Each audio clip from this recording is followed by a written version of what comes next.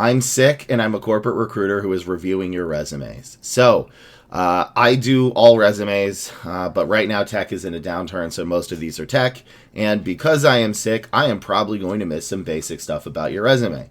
And you may say, well, Lee, that's not fair. And I'm like, yeah, it probably isn't. But in the real world, when you submit your resume, it's entirely possible that the recruiter could also be sick or super tired. So you need to structure your resume in a way that you can get past this gigantic tired person who is missing a bunch of stuff. So this is for a GRC analyst. I think they just said GRC, but that's not a full job title. So I think this is just a GRC analyst. And what I need is GRC, security, compliance, SOC, ISO, HIPAA, cloud and its certs, AI governance, cross-functional, NIST, CIS, audit, Microsoft tools, Excel, SharePoint, Word, navigating documentation, and speaking to non-technical stakeholders. I need about 75% to move you forward. If I do not find 75% of those, you get declined. Also, we are looking for qualifications, not keywords, and a qualification is one of these things, plus how you used it, plus the reason or result of you using it, plus where you used it. So skill sections do not count. So this person has a bad ratio, which is how many applications it takes to get an interview. They have a 1 in 100. Ideally, you should have a 1 in 50 or less. And let's see if I can find what I need in 20 seconds, because that is all the time recruiters have. And go. Okay, can't use anything here. This doesn't count. Where's your education? Certs. Okay, good. Certs are good. Translated GRC. Okay, good. Just global site compliance software. Vendors. That's not really super what I'm looking for. ISO. I can. Okay, that's some of the stuff. Coordinated and connectivity for vendors. You already mentioned that. And time. So yeah, that is a rejection. So this person has said, I've been working in IT for over a decade with about 9 years in compliance, primarily healthcare and corporate operations under SOX compliance, which I actually did know what that word meant originally. It's SOX and Garbonly. I'm forgetting the name of it. I'm getting interviews every now and then. I'm struggling to know what to promote at the top of my resume. I have no education outside of high school in 2007. Okay, so this is the correct mostly way to do it. If you do not have the education, that is okay, but you do have some of these good certs, right? We like these certs, all right? These are good certs. These are what I'm going to be looking for, some of them. And your ratio is going to be less just based on the fact that you don't really have an education. But here's what you can do to fix a lot of the stuff. So first things first, your formatting is bad. The formatting you want to use is it should look like this. This is how you do it. It's on my website. It's free. The only people that don't want to actually use that format are managers, and I'm talking like high-level director-like managers, and people who are primarily doing contract work, which I can show you how to do on my live stream, which I do every Monday, Wednesday, Friday at 11 a.m. PST on twitch.tv/headlessheadhunter, mainly because I have not found a good way to give a template to describe the other resume format. So on to this one more. My big problem is I just didn't see what I needed, right? Like, I need 75% of these. Nothing here can be... So nothing here can be used, right? This entire section is worthless. Then we go down to here. And again, formatting is bad. Translated GRC policies. GRC is good. Let's put that in green so people can see that it is good. So this is good. GRC policies into standards for IT, IoT. That's not what I'm looking for. Across 12 global sites. So normally I say you should not put numbers in your resume unless you're a manager. This is actually one of those times where you probably do want to put your number. So I do like global sites because, again, that shows the volume that you worked with and it gives me context. But I don't really care about 40 compliant software departments as much. And then the rest of this has nothing I need. Then we have here, which is access models aligned to ISO, good. NIST, good. SOX, probably good. I think I actually missed that one, so that one's good. And including one-way data egress, but directional points. But then you wrote this in a way that I don't like, right? So the stuff in the green is good, but the problem is this is incomprehensible to a layman, right? Like design high-level data flows and access models aligned to blankety blank, good. And then you say including a one-way data egress from OT. What's that? I don't know. It's not in the job description. I don't care about it. Restricted bidirectional access on approved ports. Why do I care about that? I don't know, because it's not in the job description. And least privileged segmentation to protect industrial assets. The protect industrial assets is fine because that at least gives me context, but the rest of this sentence is junk.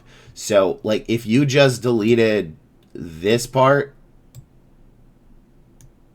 that would too much. If you just deleted that part, that would probably just give you enough, and that would be a fine sentence. So remember, I need to see how you did it, and I need to see the reason or result of you doing it.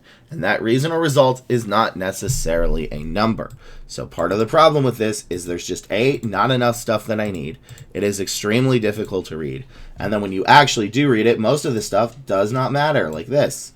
Coordinated onboarding and connectivity for vendors and products by defining control requirements, partnering with network to allow only ports. What is that? What is only ports? You keep focusing on only ports. That's not in anything. This entire sentence can be deleted safely. Authorized and revised 12 governance documents. Good. Although I don't care about the number, because is 12 a lot? I don't know. Maybe it is. Just say authorized/revived governance documents, and created ServiceNow knowledge articles to which is good, to operationalize what? Don't use that word. That's too big of a word. Repeatable deployments, access models, and audit readiness for that. So the rest of this is good. But remember, you want to use simple, boring language. A, because the person reading your resume may not have the industry knowledge. B, even if they do have the industry knowledge, they don't have the time to understand all that. And C, they could be sick and their voice is failing and they could not understand it. And again, that's not necessarily fair or just, but, well, I will be perfectly honest with you, is if the world was really good, we would have no recruiters. And I say that as a recruiter, because a recruiter's job is not just to sift through resumes. A recruiter's job, what we actually are hired to do, is fix a process. And sometimes that process means doing this stuff ourselves. Sometimes it means teaching the hiring manager. Sometimes it means finding hard to find talent. But if a hiring process is broken, that is what a recruiter does, is fix it. So I say that, and I wish the world was in a way that we did not need people like me, but unfortunately that is not the case. So again, most of this is junk. Audit readiness, address cross-border compliance. Again, I don't know if I really care about that. I do like the compliance, but the rest of this isn't there. Like, what do you mean incite stakeholders to ensure lawful auditable patterns? Your big problem is this is too technical, right? You wrote this for an audience that does not exist. And again, it may very well be that you are the subject matter expert. And if you are the subject matter expert at this job, guess what? They're not going to understand it because the hiring manager is not going to be the technical one. So again, we delete this, you make it look like this, and then I need more of the stuff here in the resume. Like, where is it that you spoke to non-technical stakeholders and taught them? Because you said address cross-border compliance and access and collaborated with them, but like, I need to know that you can speak to them, right? I need to know that you can change their mind, maybe influence them, tell them what all of this stuff means. So that is your big problem. This is, I don't see enough stuff. Again, I didn't see Microsoft Excel either. I didn't see cloud. There's not enough stuff in here that I actually need. There's too much extraneous stuff that is not related to the job, and your formatting is bad. So that is why you're having problems, because from my understanding, the GRC market is actually relatively good. So your 1 in 100 is probably closer to somebody else's like 1 in 125, which is, again, how many applications it takes to get an interview. And your goal should be 1 in 50 at a minimum. So before I go to the next resume, I just want to thank you all very much for watching. Please like, comment, and subscribe. It really does help me out. That's something you can do to help me out if this is helpful. And I also want to thank my members who get access to videos a little bit early. Thank you very much for supporting me, and if you wanted to be a member, the link is in the description below. But now let's go to the next resume. This is a full-stack software engineer. This person has a 1 in 75, which again is not good, but could be a lot worse. So that means there's probably some flaws in this that will cause me to not move them forward. Probably that they've only made about maybe 60% of the qualifications rather than 75%. But usually a 1 in 75 is something that you need to change some stuff, but it's not going to take you a very long time. It's not a teardown, right? So what we need for a full stack software engineer is degree, TypeScript, JavaScript, CSS, HTML, React, React.js, Node.js, Angular, Next.js, SQL or NoSQL, MongoDB, RESTful APIs or REST APIs. Both are fine. Any of the clouds, CI/CD, Git, .NET or Python or Java, and I need that airplane to stop coming so close to me. And because it is picking up on the mic. And bonus points for AI, but you have to kind of be specific about the AI architecture or systems design. I think systems design is sort of supplanted, is that the word? Whatever. The word architect. And extra languages, DevOps, and GraphQL. So 20 seconds on the clock. Can I find it? Probably can find most, but not all of it. And go. Okay, good. Degree. Training them all data models, upload test code from the Python, Java, and JavaScript. Okay. Built a full stack good using Java, JavaScript, React, HTML, and CSS. Is that implemented Spring Boot REST API good? Implemented PostgreSQL and PostgreSQL. Planning to deploy it into that and built in part of JavaScript to explore AI. All right. Yeah, there's just almost enough. Right? I think I was exactly correct, and there was like 60%. So one thing is, if you've got if your master's, right, is in the same degree as your bachelor's, you don't need to put your bachelor's, right? It's superfluous because this doesn't matter because you've already got this one, right? That's a terrible error. So you don't actually need to put this in. That's not a huge thing, right? Like that's not going to be a deal breaker, but it's a very small amount of space that you can use. The next thing is here, and this is kind of my problem with this, is AI trainer is fine, right? But you switched up where the thing should be, because this stuff down here, right? Python, Java, and JavaScript should be in the first half of the sentence.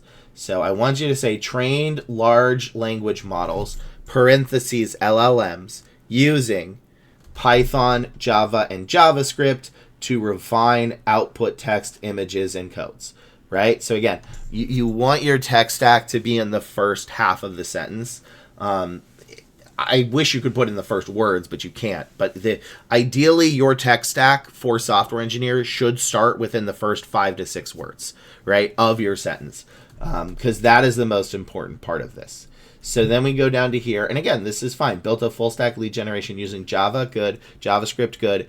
HTML, CSS, and React. Okay, good. That's 5. Companies that identifies companies from job posting, enriches them from verified leads. Perfect, fine. No real notes. So I'm going to remove that here because I found it, which is good, right? And then we have this. Boom. And then we go implemented a Spring Boot. Okay, good. That's more of a Java specific one, so I'm going to count that. Based REST API job scrapings. Okay, that's good. Whoa. Click the wrong button. RESTful APIs, so that's good. To scrape listing or release and store the data in PostgreSQL. Again, you want, even though you mention SQL, we want to mention it in the first half. So I want to say implemented a SQL Spring Boot based REST API to scrape job listings which enriched and normalized lead data and store them. Right? Like that's how I want it to be. Again, most of the text should be in the first half. And then here, packaged a full stack application into Docker containers deployed to AWS. Good. That's good. Cloud is good. So again, the problem I have here, and you did have React, that is good, is you've met about 60%, but you don't have all of it. So where is the Node, the Angular, the Next.js, the CI/CD, the Git, and that is a bit of the problem. Again, I don't think this is bad. This is not a terrible resume. It's just you want the first 5 words your tech stack should start. So you did it perfectly in this one. This was good. But in this one, it took too long. And in this one, the SQL should be closer to the beginning. And then also here again, AWS should be closer to the beginning. In fact, if anything, what you can do, because I don't know if Docker is as important to this. You can, in fact, say built a full stack lead generation application using da da da da da da da in an AWS environment that identifies companies from job postings. So you can actually put the AWS here. And would that leave you with only 2 bullet points? Yes. Do you preferably want 3? Yes. But this is sort of not enough of a bullet point anyway. And this is a project, not a work experience or internship. So you can kind of get away with it for this one. So again, it's just mainly the ordering, and you just need a little bit more.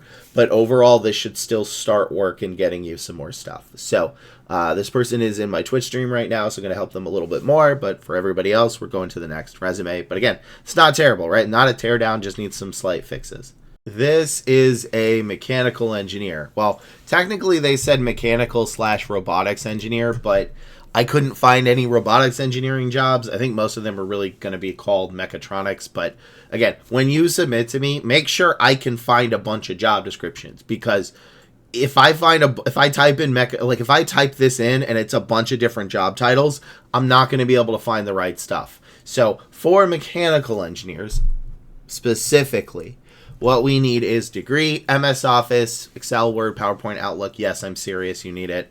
SolidWorks CAD/AutoCAD. And then this is where it starts getting a little bit difficult.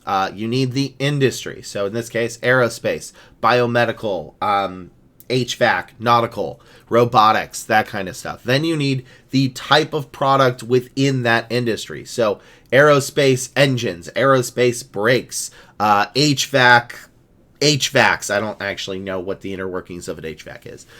Electrical circuits, that kind of stuff. So I need to know the overarching industry, and I need to know what you did in that overarching industry.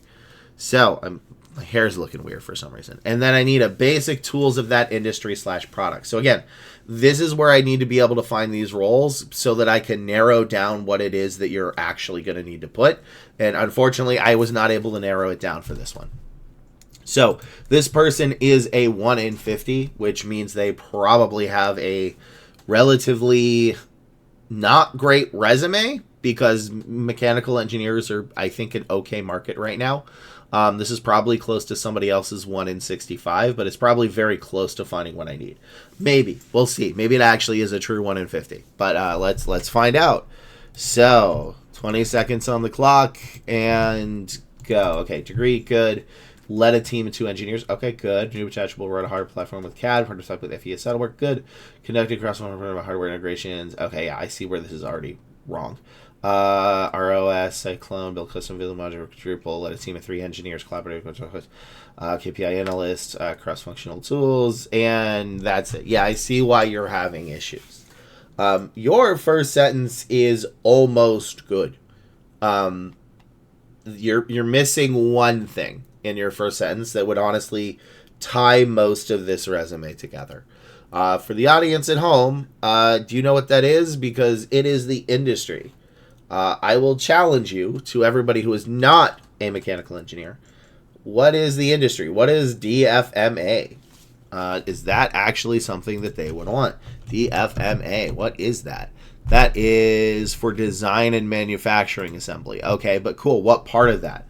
What were you making, right? Like, this is my big problem with this sentence is I'm fine with this number because, again, leadership, you actually do need numbers. And this tells me. But what is this? I actually haven't seen this. This is sorry. Sick brain is not working. This part is fine, but what is the industry, right? I get that you did attachable robotics hardware. That's good with CAD. Perfect. Using FEA and SolidWorks, pretty good in 3D printing. But what was this for? Was this for airplanes? Was this for, was this manufacturing in regards to paint? Was this, I don't know. You did not tell me, and I don't actually see any of it here.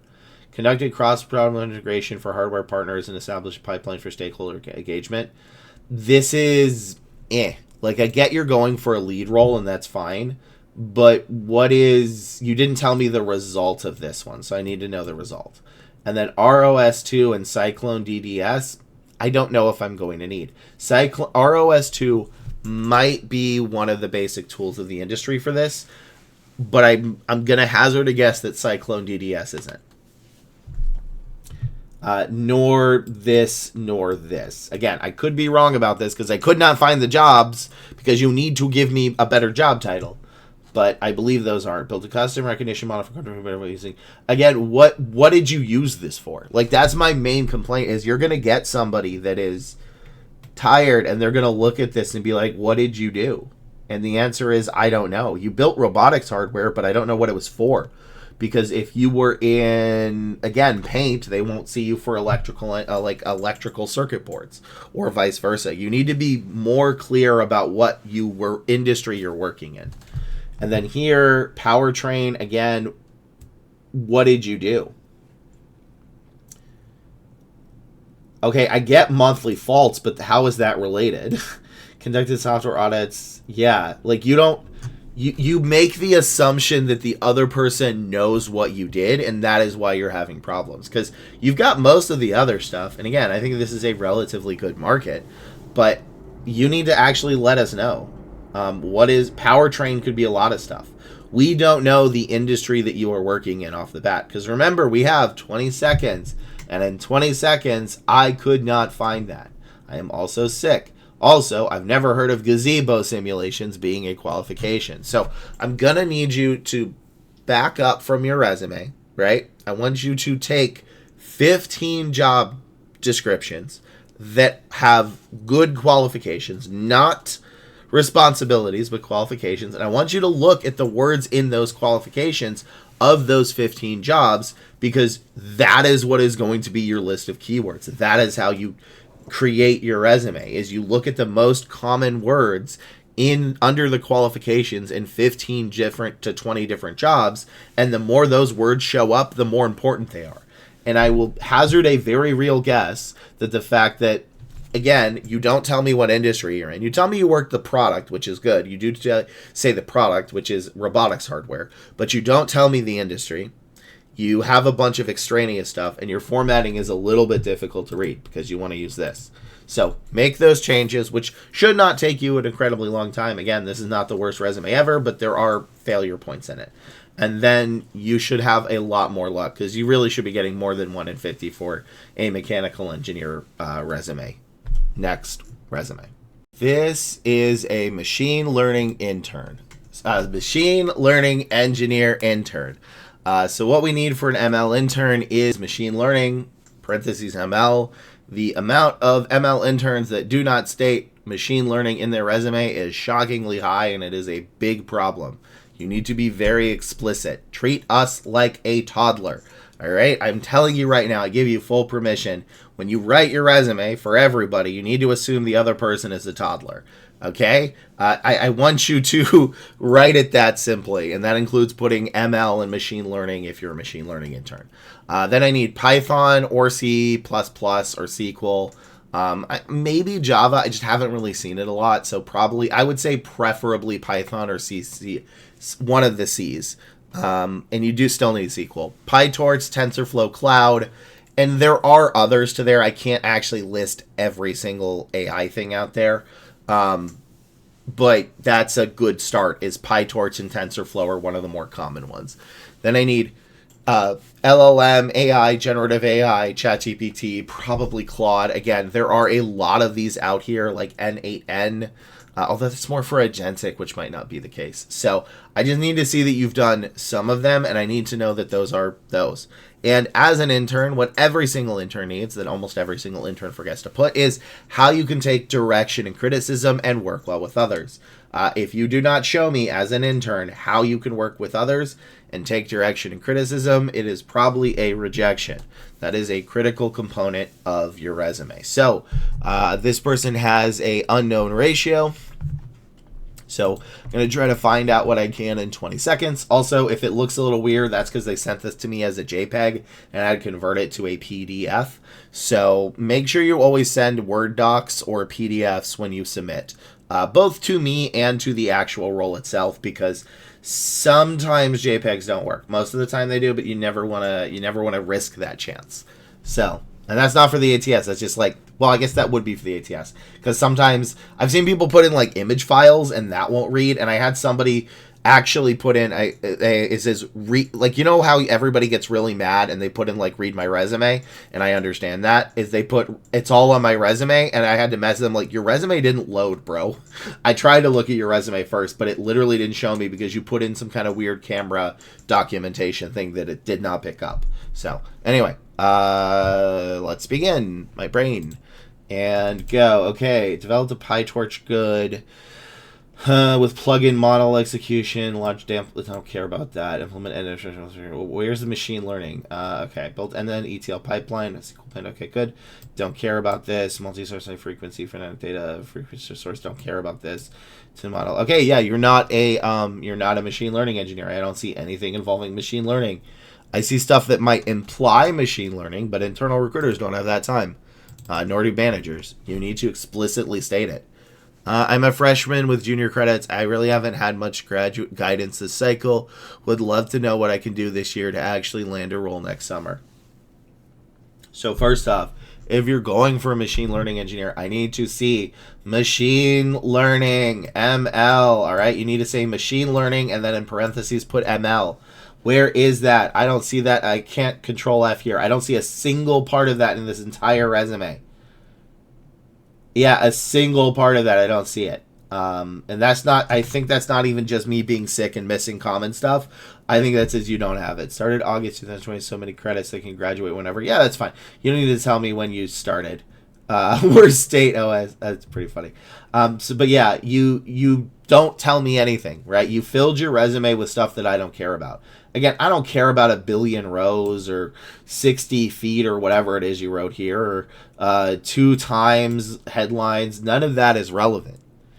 You need to tell me, you need this stuff. This is it. This is the only thing that's relevant.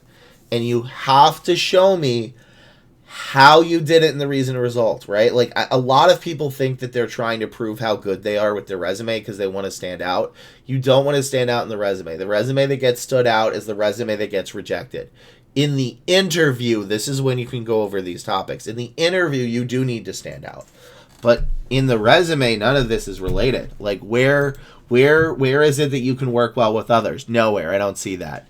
Where is Python? I did see Python here. That's good. But it's all the way down here.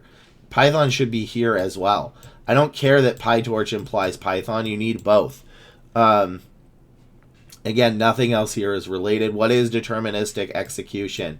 Why is automated evaluation pipeline for large data relevant? I don't know. You didn't tell me. Implemented and then infrastructure for experiment management. What is that? Including baseline creation. What is that? Ablation tooling? I don't know. It's not relevant. Reproducible configuration, standardized logging. I don't care. Where is that? None of that is relevant. There's no AI in this besides maybe the PyTorch. Like, prevented results and earned an honorable mention. That's actually okay. Don't bold that though. You don't want to bold this. Nothing here should be bolded. This you bold, this you bold, this you bold, nothing else.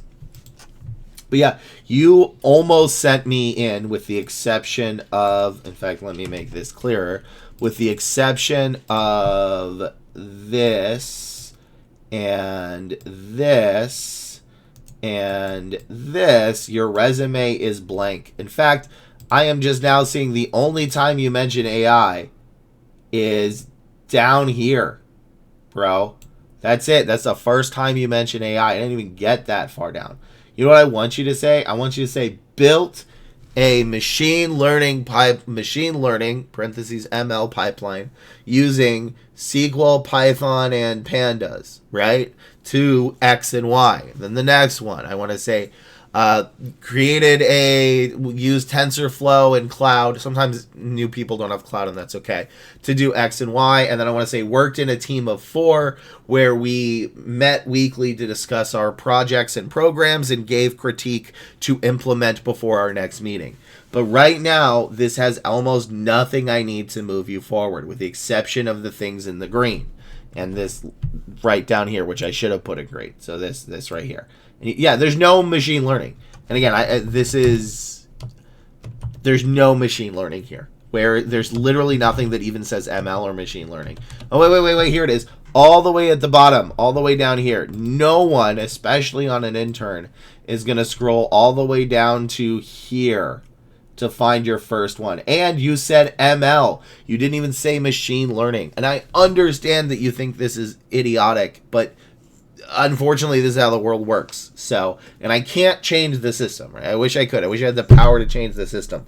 I don't. That's in the hands of the hiring managers and the government. But I do have the power to tell you how to play the system. So that is what you need to do. Let's go to the next resume. This is, I don't know. This person told me a credit risk analyst. The problem was there were risk analysts and there were credit analysts, but I could not find a single credit risk analyst. And I don't want to give you the wrong qualifications list. So I don't know which one of those you wanted. I don't know if both of those are the same. So I'm unable to find these. Because remember, when you submit to me, I need to be able to find those jobs. If I can't find 15 of those jobs, I'm not going to be able to get this list for you, right? I have to do it every time. So I'm going to judge this more on formatting and what I'm going to assume is the problem, which again could be incorrect because you need to give me more details. So what did this person say? I am an international student. I have been trying to find a job in risk management, but I'm unable to get through the resume screening process. I have received almost 7 to 8 interviews after applying for more than 800 full-time jobs, and I'm graduating in last December, which these are resumes that are sent to me in November. That's how far behind I am on these. So yeah, that's a bit of an issue.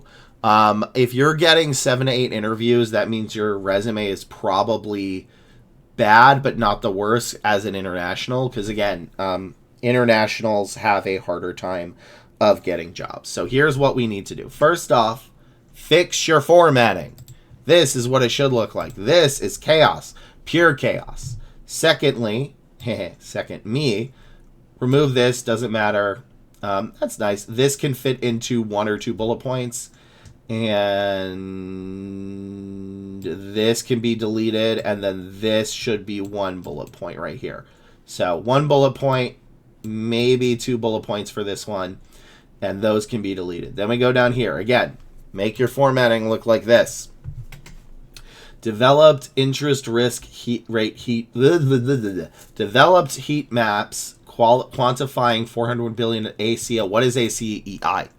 Again, this may be a word you want, but if it is, you need to spell it out and then use the parentheses. Because otherwise, they may not know what this is. I don't know what this is. And it's entirely possible the recruiter is working multiple roles. I have, at the same time, worked an oligonucleotide scientist, a project manager, a data scientist, a software engineer, a couple of sales managers, some, other types of scientists, research scientists, a lab tech, which weirdly enough was the hardest one of those to actually fill, and other roles as well. Those are the ones that just off the top of my head, all at the same time. They may not know what AOCI is. I don't even know if that's relevant. Again, these numbers may be okay. Using camel, why is camel important? Is that in the job descriptions that you're finding? Probably not. Where is the Excel? I'm going to hazard a real guess here that, especially because I saw 1 or 2 of them have it. Where is Excel? All the way down here. That's it. That's it. Where's the other one? All the way down here. Again, this stuff, the skills section, needs to be in the bullet points. Otherwise, it doesn't matter. So, and then here, there's so many numbers here. Is this relevant? Probably not. Again, I don't know the exact qualifications, but I kind of know how people write job descriptions. I would say an educated guess that is not relevant. Published by Mortgage Bay Enable Core Trend Analysis. See that? It's so technical in depth, right? Like, you're a smart cookie, all right? You're obviously a smart person. But for these types of roles, on average, you need to write your resume as if you did not graduate high school. And it's entirely possible the person reading this hasn't. And again, not just the recruiter, the hiring manager. The hiring manager may need somebody who is a whatever actual job title you were called, and they may need you to explain these topics. And right now you have failed to show that you can explain these topics in a simple way. So what I am going to need you to do is go back, find the job titles, and look at the qualifications. And I will make a small bet, right, that you will find Excel, and in that Excel, it'll be macros, pivot tables, VLOOKUP. You'll also find explaining complex topics to non-technical people, and probably one or two other things about the industry. So again, I can't say if these numbers are needed or not. I'm going to say they're probably not. But this is so technical because you cannot make your resume this technical. You are smart. Your resume is not to show how smart you are. Your resume is to show the basic bare minimum qualifications. So that is all I can do for this episode. I want to thank you all very much for watching, commenting, liking, subscribing, and sharing this with your friends and family. That actually really does help me out. And I want to thank my members for being members. I know money is tight, and I appreciate you supporting the channel. You get access to videos a little bit early, but I do appreciate it. The link is below. And I might just forgot else what I was going to say, but yeah, if you ever need more help, join the live stream Monday, Wednesday, Friday, 11 a.m. PST at twitch.tv/AtlasHeadhunter, and I will see you all in the next episode, where I probably still be sick because I record 2 episodes in a single day. So yeah, next episode.